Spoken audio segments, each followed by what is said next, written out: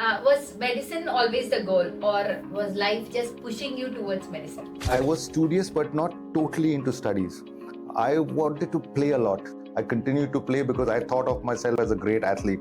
So, before we talk about your doctor, who were you as a person growing up? Living well is not just about living long, it's about living healthy, living in style, living happy. First is in medical college, we lost one of our seniors. Sir, you have openly said that you nearly lost your life to COVID. What was that phase like? I remember my wife asked the pulmonologist at that time, so what's next? So he says, just pray. And how did that change the way that you treat your patients? Yes. I assume that every patient who comes into my clinic or who is admitted under me is going to die. What point did you realize that doctors should take care of their own health? Went through some research and I found out the average life expectancy of an Indian doctor is 55 to 62 years. Sir, do you believe that physical discipline strengthens mental resilience? In 2005, World Athletics Championship, not Indian, not state, nothing. The World Athletics Championship, she won a gold medal in the long jump with a single kidney. Medicine is one thing where you can never ever say, I know everything. Medicine is not a science, it's more of an art. Sir, beyond medicine, music is another important part of your life.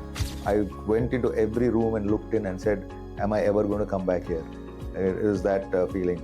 I said goodbye to my family. They were all waiting at the window while I drove off, and I'm looking back and I'm saying, will I ever see you again? It was that scary. What is the one message that you hope stays with them? In one line, I would like to be known as a good doctor and a good human being.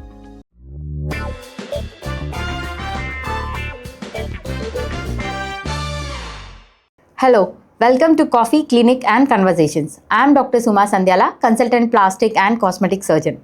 Our guest for today is a doctor who believes that healing doesn't stop at prescriptions. He has been treating patients, pushing his physical limits, building communities for doctors, and most importantly, redefining what it is to live well as a medical professional, a nephrologist, a fitness advocate, a founder of Dr. Pickleball League, and most importantly, mastermind behind the term Homo sapien. And let's dive into the life beyond his white coat. Welcome, Dr. Ravi Andrews. Welcome to our show, sir. Thank you very much, Suma. I'm happy to be here on Coffee Clinic Conversations. I've had my coffee. My clinic is done for today. Let's and have I'm ready for the conversations. conversation. Thank you for coming, sir. So before we talk about your doctor, who were you as a person growing up? Yeah, so we're talking about my childhood. So I think I'll put it in phases. Okay. When I was a little boy, I was quiet, but I was not either an introvert or extrovert. I was something called an ambivert. You're sort of in between. Yes. I was studious, but not totally into studies. I wanted to play a lot. So I would go out into the fields and just play as much as possible. Studies was only in the classroom. I would pay a lot of attention to the teacher, listen to whatever she said, and before the exam, just quickly run through my notes. And I was the despair of my teachers because they said, you got so much potential, you don't study hard enough, you're playing all the time. If you studied hard enough, you would be topping the class. In spite of all that, I was still in the first 3 or 5 in the class. As I grew older, my interest in studies didn't increase, it reduced. I continued to play because I thought of myself as a great athlete, though I wasn't really that good, but then mentally everybody thinks you're a great athlete. So I would want to play more and more, and I would study less and less. And I was the despair of my father then, because he would say, this fellow, he's always going out to play, he's hardly studying. What changed was in 10th standard. In 10th standard, I changed the school, and for some reason, our class teacher, I really looked up to him. And to prove myself to him, I started putting extra effort, and that made me so much better at studies, and I did well then. So the next phase comes in medical college. In medical college, we go to a hostel, Yes. complete freedom. And again, I slipped back into my old ways of playing, having fun, not doing too much studies. But this you cannot do in medical college. You can't do it for a long period of time because the course is so intense. There's so much volume to study and read. So I had to change. And that, as I grew older, I started becoming more disciplined. and started putting more effort in my academic work and less effort in physical activity. So I still keep that up as well. So that's how it was growing up. That's good to know, sir. Was medicine always the goal, or was life just pushing you towards medicine? I think it's a combination of both, because we're talking about, in my time, we're talking about in 10th standard, it was 1980. At that time, after 10th, you had only three options. You had either science, or you have commerce, or arts. And the good students used to go into science. So once you're in science, you have only two options in those days. Medicine? Medicine or engineering, that's it. So I had a choice between the two. And my father was an engineer. I wanted to do everything except engineering. Though I did look up a lot to my father. The thing was, initially in my earlier days, I was poor at maths and physics. And he would teach me. He was a very good teacher, but he was very impatient. So I knew that if I got into the engineering stream, he would start teaching me the subjects, and he would make my life hell. So I decided that I'm not going to do engineering, anything other than engineering. So medicine was the only other option. And plus, I was interested also in medicine. I was interested in both fields, but this is the primary reason why I went into medicine. You chose medicine. Yeah. Okay. So then why nephrology? Do you think it is a mixture of both physical and emotional strength, or is there any other reason for that? You know, Suma, I don't think there is any branch in medicine which can separate these two. There is definitely emotional stress, there is physical stress in any branch of medicine. The reason or surgery, in fact, surgery, there's lots more physicality involved. The reason I went into nephrology was it is the most mathematical branch of medicine. It sounds, contradictory, right? But though we talk about medicine as being, science and nothing to do with maths and physics. And in fact, those who don't like maths and physics go into medicine. But nephrology is one branch which is very mathematical. And why is that? Any other branch of medicine, say, for example, you have chest pain. That chest pain could come from the skin. It could come from the bone. It could come from the muscle. It could come from the lung. It could come from the esophagus. It could come from the heart. So one symptom of chest pain doesn't really tell you what the primary problem is until you do a lot of investigations. For the kidney bit, for nephrology, you do a serum creatinine. That's it. If the serum creatinine is abnormal, you know you have a kidney problem. Or you do a complete urine examination. If that's abnormal, very simple test, bedside, you can do it. If that's abnormal, kidney problem. Do an ultrasound, that's showing something, kidney problem. So it's very, very easy to identify kidney problem. That's the mathematical part of it. Also, once you identify, it's very easy to diagnose the cause because kidney biopsy is so easily available and it's done left, right and center. Since you have two kidneys, even if something goes wrong when you biopsy one kidney, you still have the other kidney as a backup. And usually things don't go wrong. So we have the advantage of picking up the disease early, getting the diagnosis early, and you have treatment. Yeah. You have dialysis, you have transplant. Transplant is a game changer. And it's very few branches of medicine have this whole gamut of investigations and diagnosis and treatment available. Plus, the treatment of nephrology dialysis, there's a lot of physics and mathematical principles here. Somebody has a urea of 200 today. You can do a 4-hour dialysis and you can predict tomorrow when I do the urea creatinine, this is what it's going to be. And there are a lot of formulae, a lot of mathematics involved. So maths and physics, and I became good in maths and physics thanks to my father. So this is why I got into nephrology. Oh. Long answer, but that's how it is. Yeah. So while treating kidney patients, does that teach you resilience, treating kidney patients? Kidney disease is something which goes on for a very, very long time and people are under a lot of stress as far as treatment is concerned. And we have seen face to face how much they go through and how they fight back. I'll give you a few examples of people with kidney disease who have actually shown resilience. They're saying this, generally saying, yeah, they have a lot of resilience. I'll give you examples. Yes, sir. Anju Bobby George, the long jumper, she won a gold medal in 2005 World Athletics Championship. Not Indian, not state, nothing. The World Athletics Championship, she won a gold medal in the long jump with a single kidney. She has only one kidney. That was diagnosed in 2003. Even knowing that, she still, went ahead and won the long jump gold. There's a gentleman called Ivan Klasnic. He's a footballer. He played football for Croatia. He scored 2 goals in a cup called the Euro Cup. It's not any ordinary cup. Euro Cup is one of the top level football cups, championships. After the World Cup, I think Euro Cup comes second. So he scored 2 goals there after a transplant. He had a kidney transplant and he scored 2 goals. I mean, at that level of fitness he has reached after a transplant. Closer to home, I have so many patients who have been through a lot of kidney issues and have got back. There was a young boy who was 20. We transplanted him. His mother was a donor. He went through all sorts of problems post-op, infections, rejection. He got COVID. He nearly died of COVID. He got through all this and he got married. He came and asked my permission before getting married. And he's got 2 children now, 2 little babies. So this is resilience. You know, you're almost dying in 3 different or 4 different ways. Correct. And then finally you have a family, you have children, and he's now leading a normal life. All these examples will show the viewers that there's a lot of hope even after kidney diseases or any other disease. It's all in the mind, how you can fight back. Yes. And it's the doctor who's going to help you do that, and your family, and of course the attitude of the patient. It's all these 3 things coming together which will make you fight back. Sir, at what point did you realize that doctors should take care of their own health?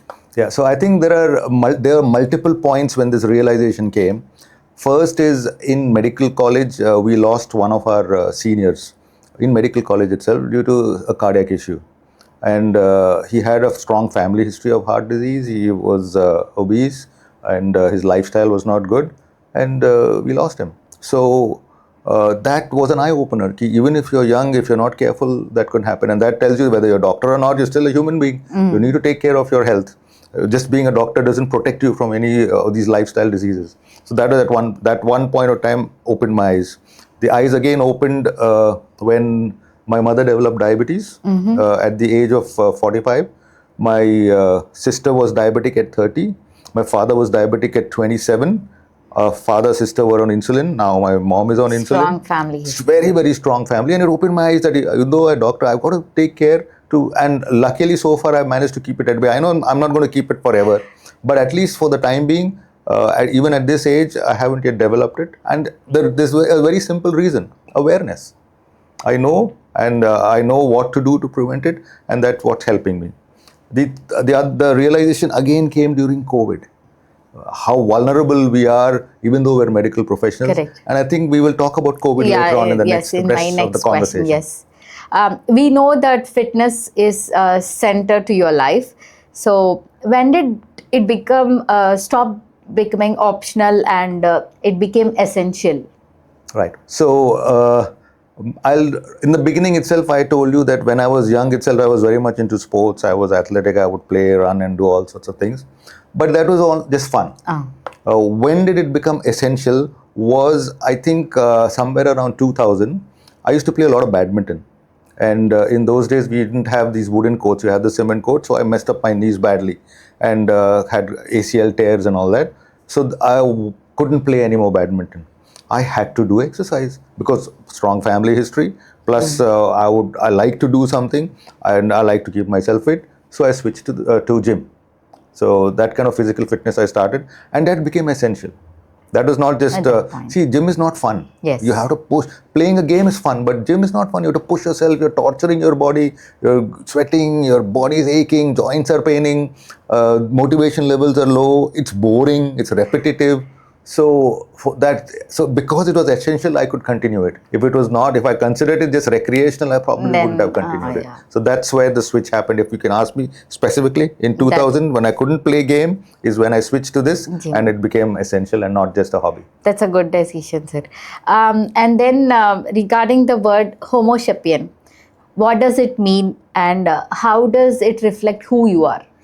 So this thought came to me. I've been thinking about this Homo sapien thing for quite some time because I know medicine as well as I know fitness. Fitness, yeah. So I thought I was the ideal person to explain to people the value of being fit from a medical perspective.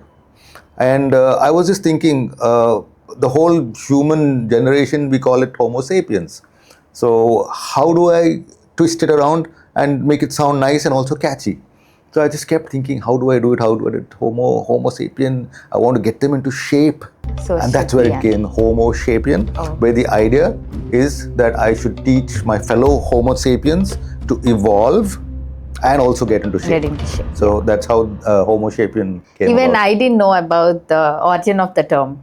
So, but I was curious when I saw your Insta profile. Sir, do you believe that physical discipline strengthens mental resilience?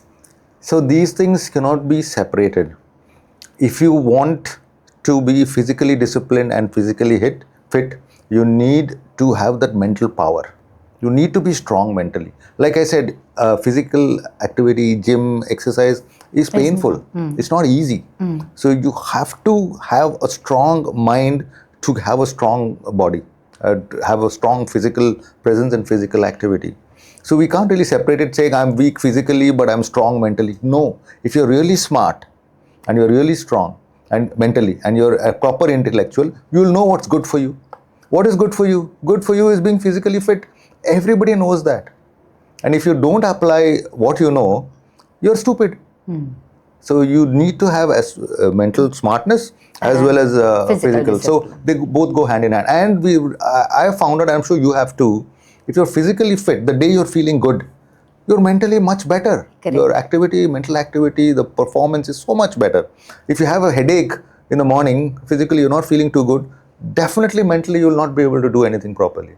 So both of them go together. To be physically fit, you need to have mental strength, and to have be mentally fit and strong, you need to be physically fit. Correct. So this is how it works for me.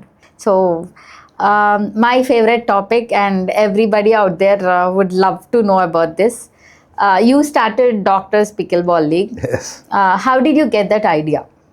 So this was an eye-opener for me. I was going to do a talk generally on work-life balance of doctors, and I went through some research, and I found out the average life expectancy of an Indian doctor is 55 to 62 years.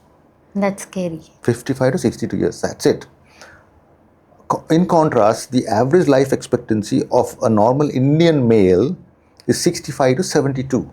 10 years more than the doctor. So it's the doctor who is teaching them and preparing them how to live longer, but the doctor himself is not living longer, he's living less. And why is that? It's because of lifestyle diseases. It's because of stress, lack of sleep, poor physical activity, improper diet, and not doing what you're supposed to do and taking care of your lifestyle diseases. By lifestyle diseases, I'm talking about diabetes, blood pressure, metabolic syndrome, obesity, some cancers, heart disease, cerebrovascular disease. These are all lifestyle diseases. Yeah. You can, with a few medications and a lot of lifestyle changes, you can prevent them, or even sometimes get some kind of a cure for them. So while I was thinking of all this, I thought, we doctors, I mean, we are helping people to live longer, but we are not able to live longer because our work-life balance is not good and we are getting lifestyle diseases. How do you keep lifestyle diseases at bay? Exercise, diet, good sleep, reduce stress. Now, one definitive way of reducing stress is physical activity. It's proven. Any article anywhere all over the world you go, they'll tell you that one way of reducing stress is physical activity. So that's where the germ of this idea came, that we should get doctors to get physically active, because we work hard, we don't sleep enough, we don't eat properly, and we don't exercise. So you have to make exercise fun. Like I said, gymming is boring. So the best fun is when you're playing a game, because it's at that time you're completely switched off. Even if you're in the gym and you're running on the treadmill or pulling weights, your mind is still free to think things and brainstorm. But where you're playing a game, you're focused only on that point. Your mind is completely switched off everywhere. You're focused on winning that point. So this completely clears your mind. Plus, the doctors have a chance to meet each other. See, otherwise we don't meet anybody. We have no social gathering, and meet each other in a different place, in a different setting. If we meet each other in a hospital, we only talk about patients and diseases. So that's how this whole thing started, that I'll start something, a movement where doctors have physical activity, they reduce their stress, improve work-life balance, and also get to meet other people. And let me tell you, I've met so many wonderful people because of the DRPL, the Doctors Pickleball League, which I wouldn't have even expected to meet if I was sitting in my office or my clinic. So that's how the whole idea of DRPL started. It was a wonderful idea, sir. We thoroughly enjoyed the league. So, what surprised you the most after launching DRPL? Honestly, Suma, when I started the thing, I was very skeptical.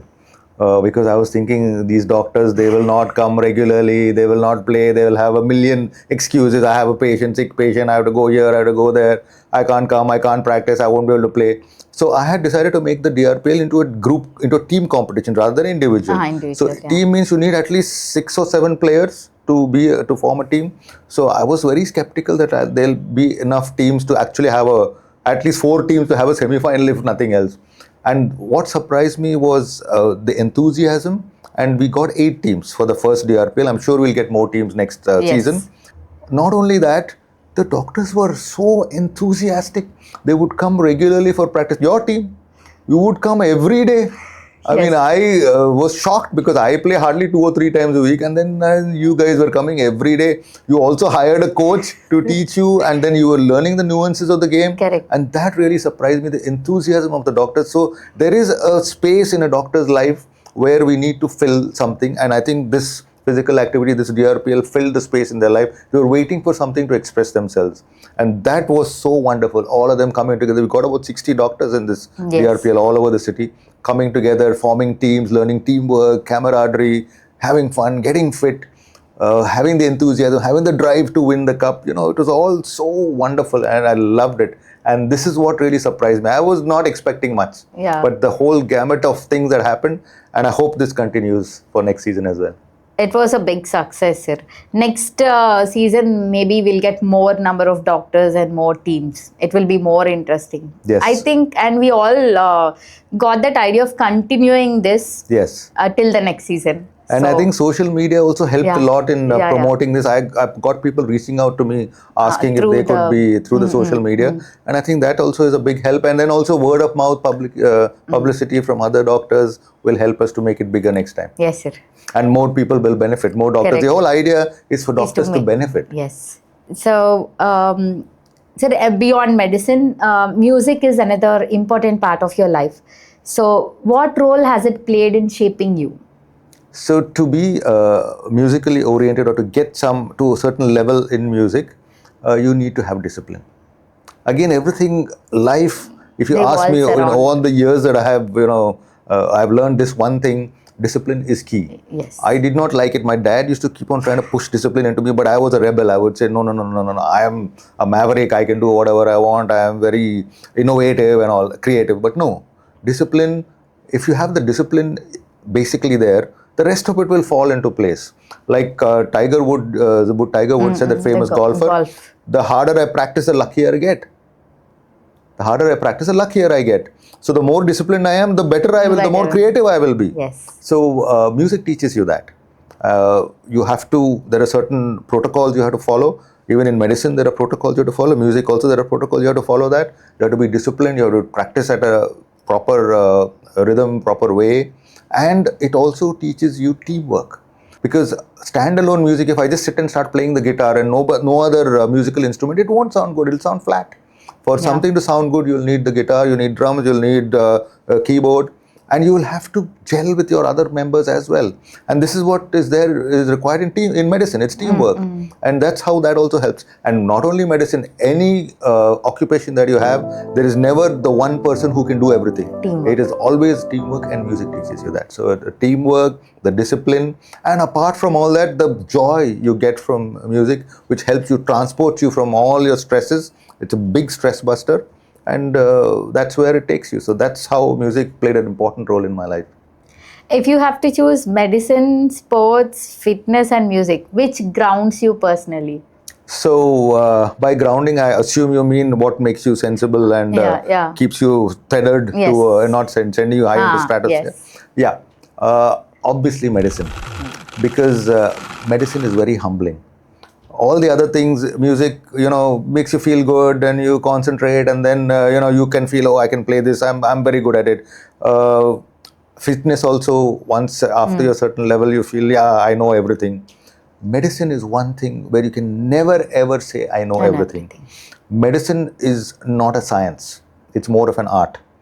And you have to keep learning all the time, and every patient teaches you something.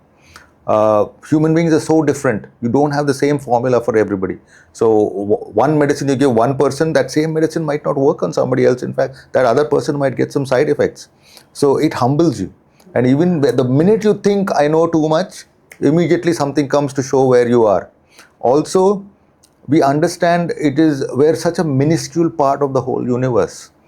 A disease, we think we are treating it with a particular medicine, but no, there are so many other elements to it. There is providence, there is the patient's genetic makeup, there is luck, the medicine that you're giving, his family support, his attitude. There are so many things involved in the treatment of one particular patient, and you are not the main person. Yeah. There are a lot of other things going on, and this humbles you. And as you grow older and see more patients and see more complications, this realization becomes clearer and clearer. And definitely medicine, among all these 4 things that you pointed out, medicine is what grounds me. Sir, you have openly said that you nearly lost your life to COVID. What was that phase like? Obviously, when you're going to lose your life, it was a very, very scary phase. And the scariest thing about COVID was nobody knew what to do at that point in time. I think COVID started somewhere in 2019, but in India it came in 2020. Yeah. Now, early 2020, I had back surgery because I had the spine problem, and I had hemilaminectomy, and post-operatively I was on steroids. So I was already immunosuppressed. Then COVID started. During COVID time, we continued to work because Apollo was the only hospital where COVID patients were being treated apart from the government hospitals. Correct. So among the corporate hospitals, Apollo was the only one that was allowed to treat COVID patients. So we continued to work through the COVID period. And unfortunately, at that point in time, the investigations for COVID were very minimal, very meager. So the PCR swab test, yes, very less in number. So we had to pick and choose the people you want to test. So out of 10 people, you would test only one. So 9 of them had COVID, but you couldn't prove it, and you were exposed to them. So I was exposed to them, and I was already immunosuppressed. So I got it. I took all the precautions, masks and gloves and the PPE, as much as possible, not go too close to patient. But you can't avoid that. I mean, somebody's coughing and complaining of breathlessness, you have to auscultate and see. So I got it. And because of my immunosuppressive state, I got it very badly. I tried to ride it out at home. I stayed at home. I took some steroids, this, that, but it didn't help, and I became breathless. I got hypoxic, so I had to go to the hospital urgently. I went there, and my saturation level was some 60. I couldn't breathe. I couldn't even speak one sentence. And that is for somebody who is so physically fit. And I went there, and then I remember my wife asked the pulmonologist at that time, so what's next? So he says, just pray. Only Jesus Christ can save him now. So it was that scary. It was that kind of a situation. And the scariest part was nobody knew what to do. Nowadays, we talk about Tossi and Remdesivir and steroids, but in those days it was hydroxychloroquine and azithromycin and maybe steroids. Nobody really knew what to do. So when I left from my house to go to the hospital, I went into every room and looked in and said, am I ever going to come back here? It was that feeling. I said goodbye to my family. They were all waiting at the window while I drove off, and I'm looking back and I'm saying, will I ever see you again? It was that scary. And went there to the hospital straight away in the ICU. I was there for a week, and I had a near-death experience. I think we'll talk about that later. Once we've answered this particular question, the scary bit of COVID. Part, you were a doctor, so you knew many complications than normal general people. How did that make it harder to cope? Definitely, because when you know how bad it is, definitely it is so much more difficult to accept it. In fact, the doctors who got COVID threw a lot more tantrums than the ordinary people or non-doctors who got COVID, because they knew all the problems. What's going to happen. And they knew that they're probably not going to make it, and they threw a lot of tantrums. And we got a lot of complaints from the nurses after that. Oh, this doctor was so bad during the COVID time. He was so mean, he was so rude, this, that. So yeah, as doctors, when you know that the worst can happen, see, because as a doctor, you know the best and the worst. As a patient, the doctor will try to tell you only the best. They will not tell you the worst. So when you know what the best is and what the worst is, it's much more scary. Yeah. And it was definitely a scary time for me. and I had near-death experience. Now, as a doctor, I'm very interested in near-death experiences. Whenever a patient is, had a cardiac arrest, we revive them. I've always asked them, what happened? What really did you experience at that point in time? Most of the time, they tell me, we didn't know what was happening, but we could see a bright light.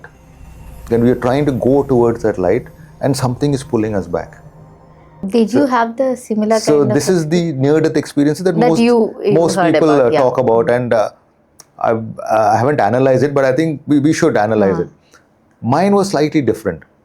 So I'm there in the ICU, oxygen on. I'm lying down on my stomach because in those days, remember, there's proning for COVID because you recruit the lungs at the back of the lungs and all that. So I was lying down on my stomach and gasping with oxygen on, and I'm thinking to myself, why me? I'm thinking, why me? I mean, I've helped so many people, so many patients I've treated. I'm a doctor. I've done good. I've not harmed anybody, at least knowingly. Why me? I was so down.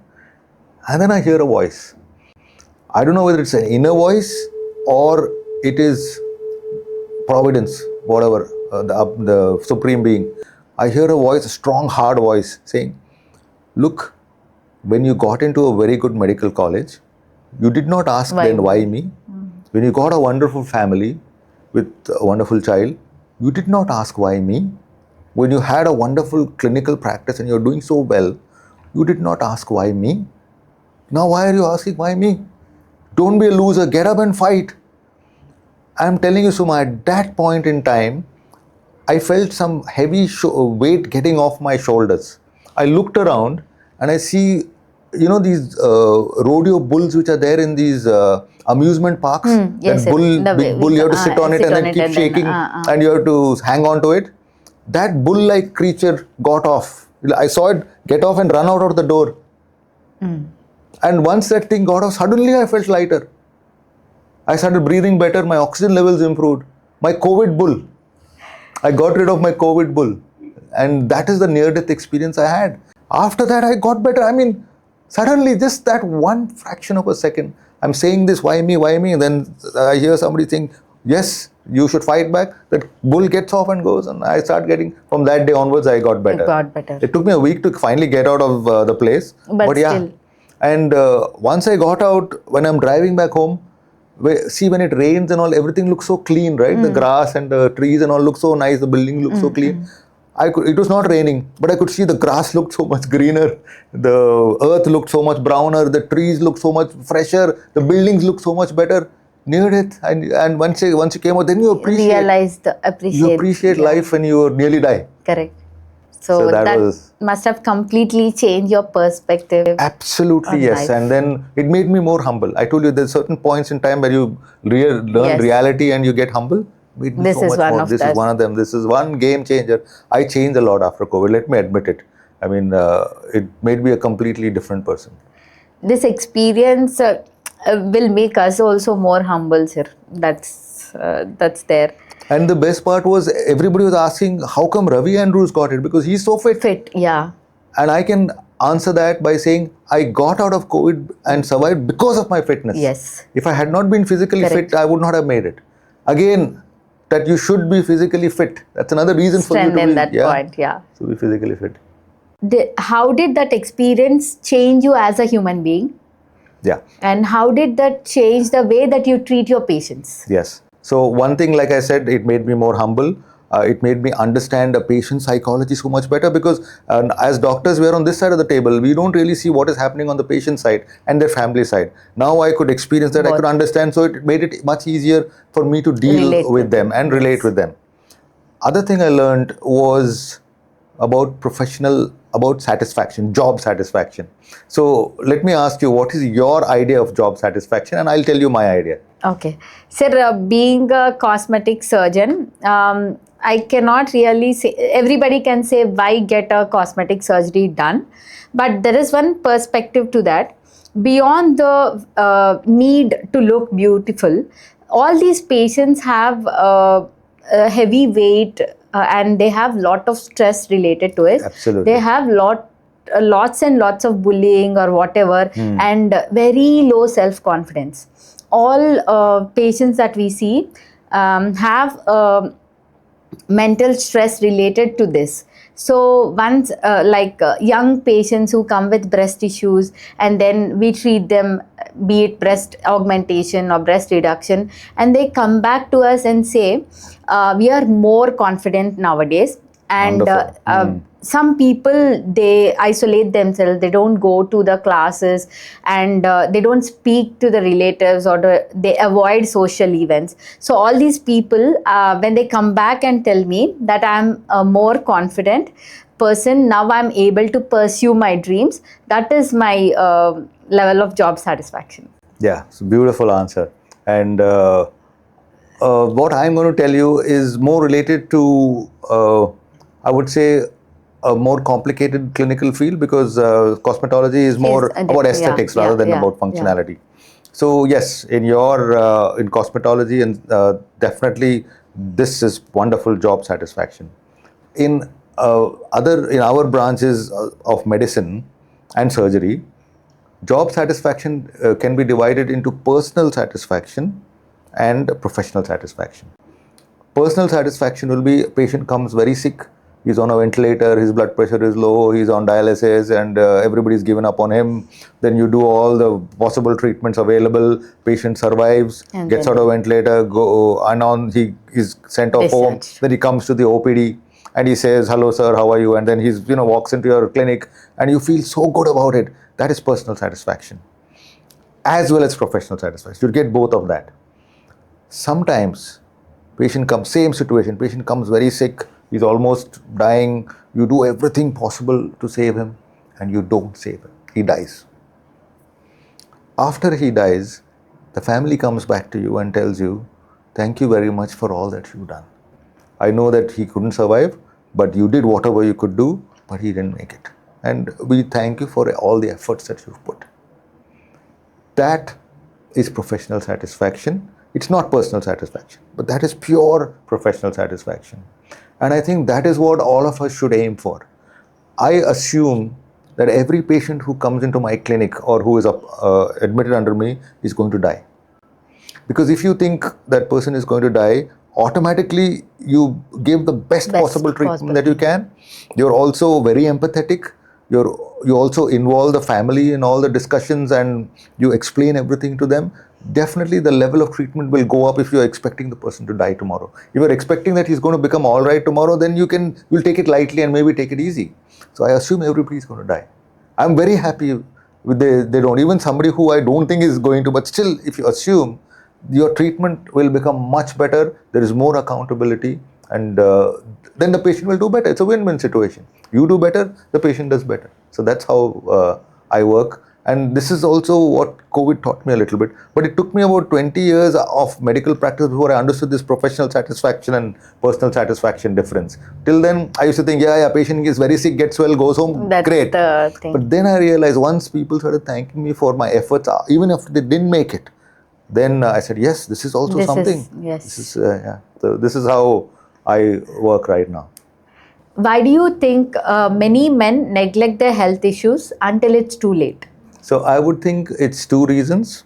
When we're talking about men in the age group of 30 to 40 who neglect their health issues, one reason is in today's world, it's the man who is the breadwinner of the family. Sorry, not today. Today it's both equal, men and women. In earlier days, it was the man who was a breadwinner of the family. And they were very clear, I have to go to work, whether I'm sick or not sick, unwell, whatever. If I have an ache, a headache, if I have cold, cough, fever, I still have to go home and go to work and bring home the money. So that's how it was. So they would neglect their health and delay things and not get themselves investigated. Because if you want to get yourself investigated, you got to spend at least one day in the hospital. 1 day means 1 day less of work. And so the breadwinner wouldn't be working as much as he should be. The second reason is male ego. Now, male ego is a thing, and males definitely have bigger egos than females. I hope the men in the audience don't shoot me for this. But yes, men do have bigger egos, and they feel they're completely healthy, they're completely fit, nothing is going to happen to them, whether they have some genetic issues or not, whether they're obese or not, whether they do exercise or not, whether their lifestyle is proper or not. They still feel, I am exempt, I am above all these things, so nothing ever is going to happen to me. It's going to happen to somebody else maybe.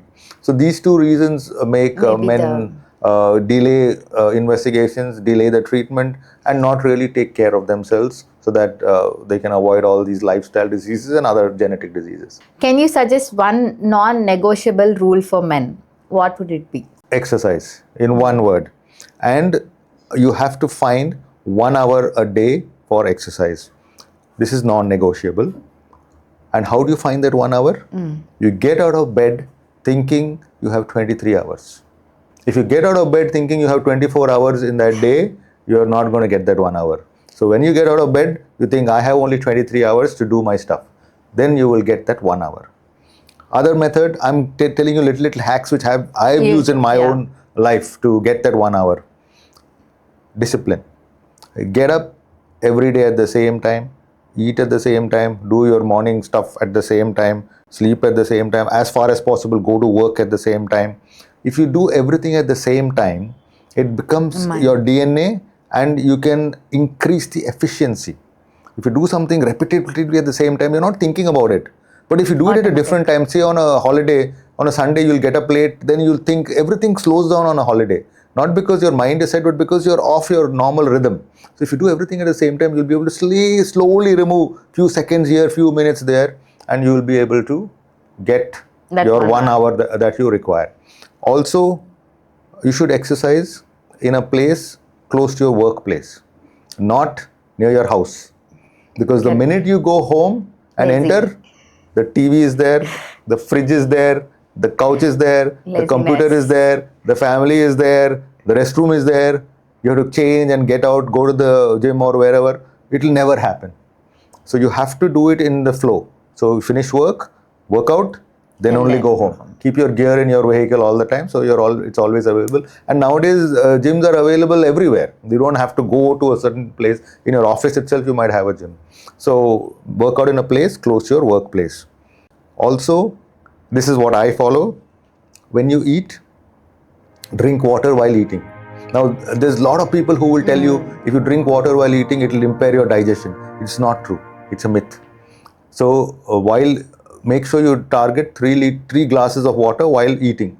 So, you can have one before, one during, and one after. So, what it will do? One is it will make you eat less. 2, when you actually think of, I have to drink so much glasses of water, you will automatically eat less. Also, stop eating before you feel full. What we do is when we're hungry, we start eating, and then we eat till we're full, then we stop. By the time the signal goes from the stomach to the brain, the hypothalamus area, and from there, the signal comes back to the stomach saying you're full, it's already delayed. So you should stop before, and then you're just sorted. Another hack I use, I stitch clothes which are fitting me perfectly. So the minute I put on weight, my clothes will immediately tell me. And I stitch 10 at a time. So it is economically not viable for me to put on weight. So that itself will make me literally go the extra mile. So, I mean, one word is exercise, and maybe I can add diet, because you cannot outrun a bad diet, nor just eating right will not make your muscles tight. So those are complementary. They should both go together. And remember, even exercise is about consistency. It's not about intensity.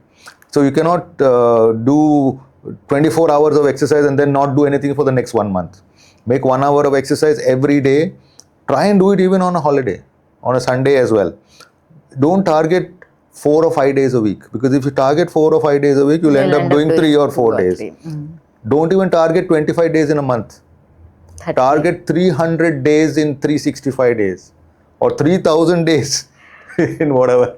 So that's how you should work at it. There are days where you'll do 10, 15 days in a row with exercise, but then somewhere it'll come along where you miss. So that's about these are all the hacks I follow. Whether it's going to be applicable to you and to the viewers, I don't know. People can follow these little hacks to be more disciplined. Absolutely. So the one-liner is exercise has to be done by everybody.